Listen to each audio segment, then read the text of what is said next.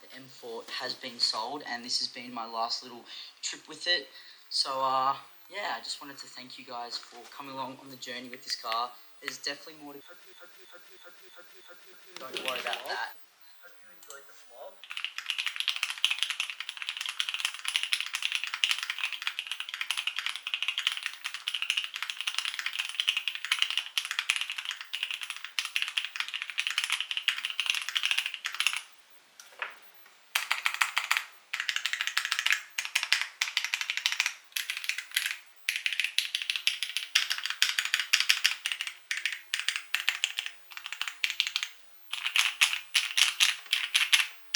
As